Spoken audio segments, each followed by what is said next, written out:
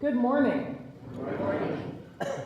I was glad to hear the prayers lifted about Memorial Day during the prayers and the joys and concerns. You know, as you watch the news and the media, you kind of get a different sense of what people think Memorial Day is about now. Because, you know, people look forward to Memorial Day from the beginning of spring. It's a long weekend. Time to go camping, family picnics, extra time outside. It's become the unofficial beginning of summer. In other parts of the country, school's already out. They're already beginning summer. But that's not what Memorial Day is about. We know that. We know that Memorial Day is when we take time out to remember and to honor all of the men and women, all of the soldiers who have died fighting in service to our country.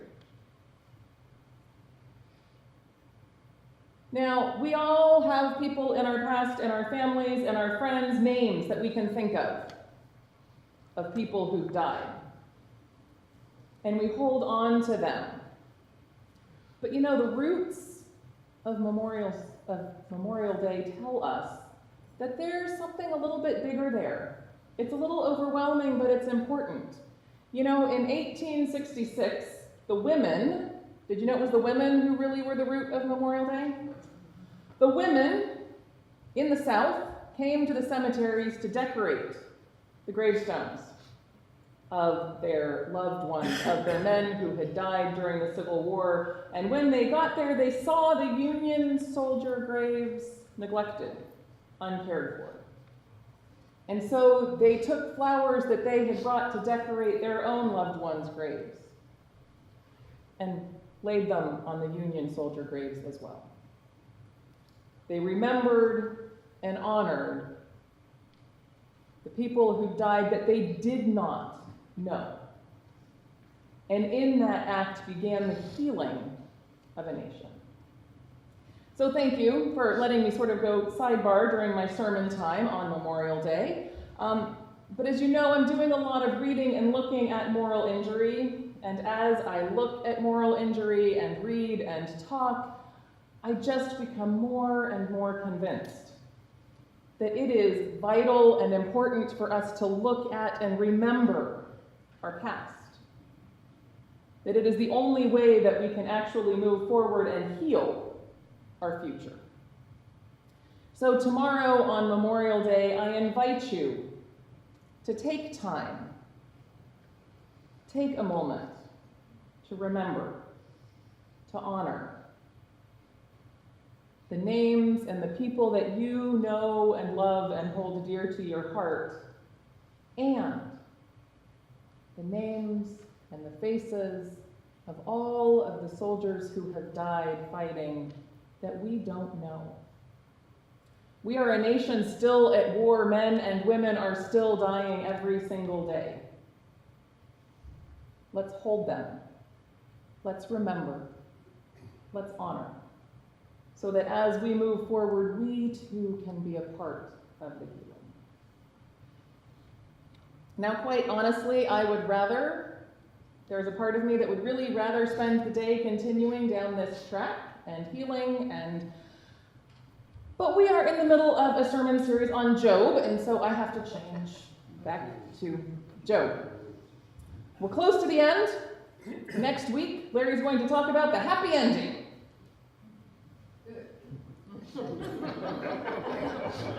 Today, I get to talk about someone who doesn't get the happy ending. Today, I'm talking about the person who is really not mentioned a whole lot, Mrs. Job. I would love to tell you Mrs. Job's name. She doesn't have one. She is one of the many unnamed women in the Bible. And because she is unnamed, there are people who say, oh, we shouldn't talk about her. Her story, her life, irrelevant. This is a story about Job. And really, how important can she be? She comes up twice in the whole entire book, and she speaks once.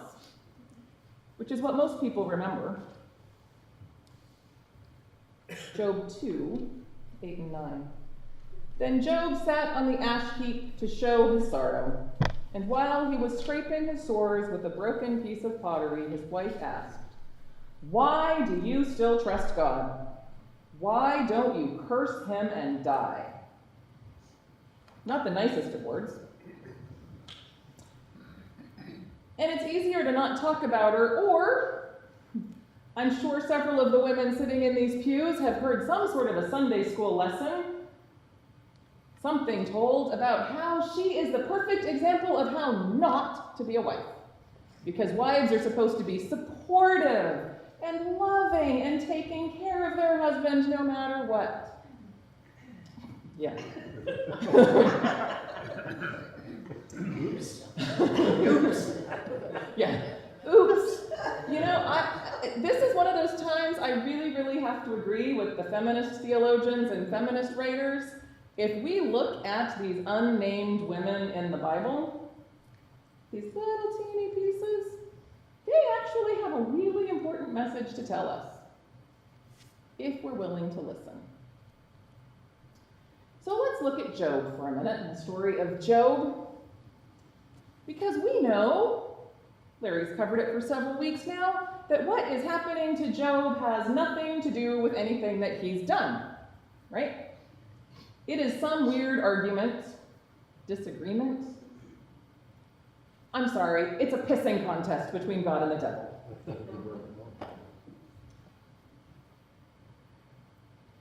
What about the other people in Job's life? What happens to them? This is a story about what happens to Job, right? What about the other people? Who else's life is impacted when God tells the devil, "Do your best"? Job 1. Job's sons and daughters were having a feast in the home of his eldest son, when someone rushed up to Job and said, "While your servants were plowing, your oxen and your donkeys were nearby eating grass. A gang of Sabians attacked and stole the oxen and donkeys. Your other servants were killed, and I was the only one who escaped to tell you." That servant was still speaking when a second one came running up, saying, "God sent down a fire that killed your sheep and your servants. I'm the only one who escaped to tell you." Before that servant finished speaking, a third one raced up and said, "3 gangs of Chaldeans attacked and stole your camels. All your other servants were killed. I'm the only one who escaped to tell you." That servant was still speaking when a fourth one dashed up and said, "Your children were having a feast and drinking wine at the home of your oldest son, when suddenly a windstorm from the desert blew the house down, crushing all your children. I'm the only one who escaped to tell you." So none of us would disagree. This is a really crappy day, right? Job has just lost it all. You know, his wife just lost it all too. She lost her lifestyle, her house, her children. In this one bad day for Job, she has become bankrupt, homeless, and childless. Oh wait, Job is sitting on an ash heap being sad. So his wife is also now responsible for figuring out how to take care of them and keep them alive. But she's just collateral damage. Don't worry about her. The story's about Job. God and the devil aren't worried about anyone else. It's about Job and his faith. I'm sorry, I find that disturbing. I don't know about you. As you know, I have started my doctoral program. I've just come back from 2 weeks in Fort Worth of classes. One of the classes was looking at advocacy and action, really looking deeply at why, as Christians and as church, we do mission, outreach, ministry, how we do that mission, outreach, and ministry, how, when, and why we speak out about injustices in our community, in our country, and in our world. So I have all of these things rolling around in my head in conversations that we had in class, and one of the concepts that came up a lot in doing mission and ministry and advocacy is this, seems really simple, do no harm. Okay. This is what's in my head as I'm reading through the story of Job this time. And I found myself really, really struggling because they don't go together. Job's life causes harm. Now we know Job is a good, faithful servant of God. And because of his faith, not despite it, because of his faith, people around him suffer horribly. His servants, his children, his wife, all suffer because of Job's faith. I really found myself struggling with this. How do you live as a person of faith without causing damage to other people around us? So with that thought in mind, think about what Job's wife asks Job. Why do you trust God? Why don't you just curse him and die? Her experience of a person living their life of faith is causing her massive suffering. So she's questioning, why? Why on earth are we still doing this? She's living out of a place of human frustration. Someone else's choices and life is making decisions for her.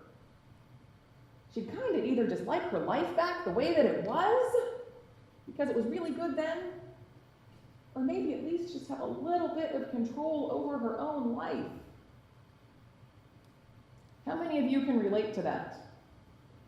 To Job's wife? How many of you have had your life turned upside down because of someone else's decision? Because of someone else's choice? Because of someone else's action or inaction? Something you had no control over. You know, that really got me thinking about my own life,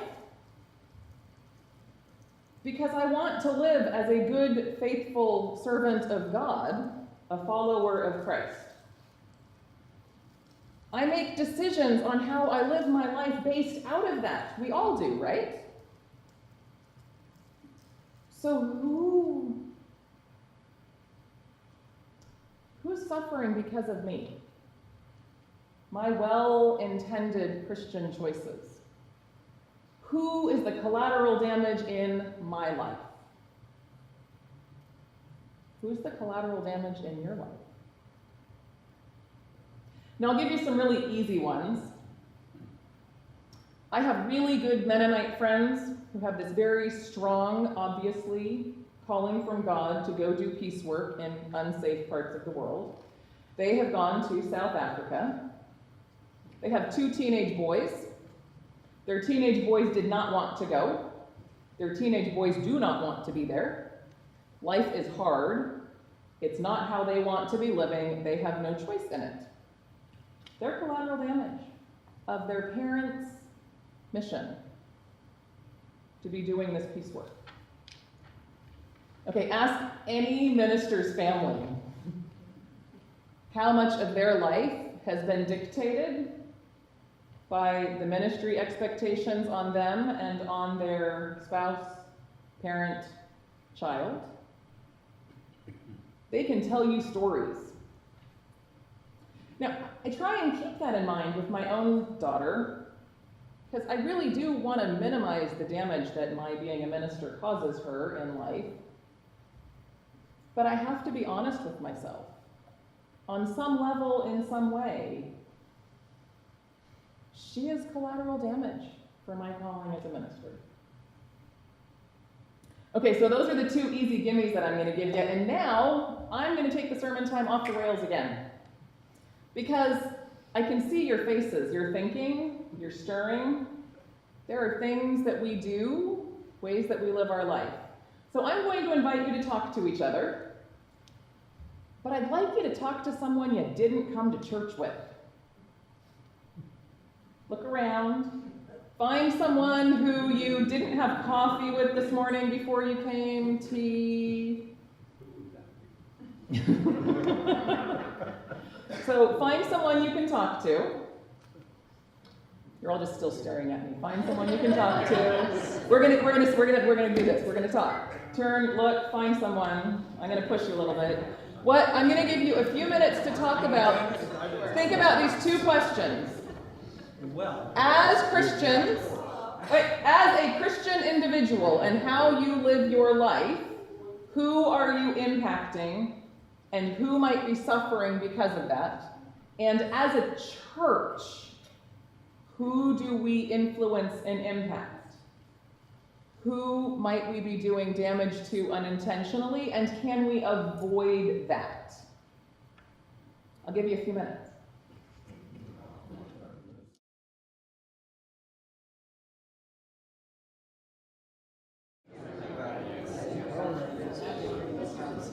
Okay, let's see if I can pull y'all back in. I was going to say that's the dangerous part.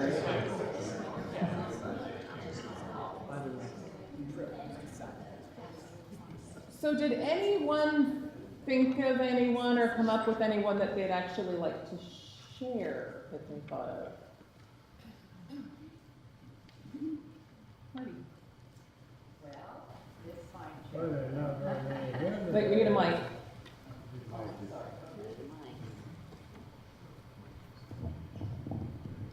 There we go. This fine gentleman, I found out, worked for the Oregonian paper, and that was a staple in our home forever. We lived over in North Portland on Maryland Avenue. So I was brought up with reading the comics to me all the time. And my dad used to rock me in the rocking chair. So when I was 8, my foot touched the floor, so that stopped that. So that was kind of dramatic in my life. Of course, I could read by then. And then in my own personal life too, I had a husband that cheated on me, so I was left with 3 children, had to go back to work, and that was a great impact. And I think it really impacted the oldest son the most, that you have to go on with life. Mm-hmm. And also, I lost my beloved Al a year and a half ago, and it's a big change in my life, so I think we all have a lot of impacts in our life. We do. We all have a lot. Jim.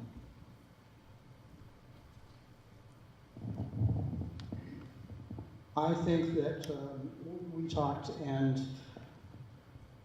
what you have to remember is you have an impact on every person that you come in contact with.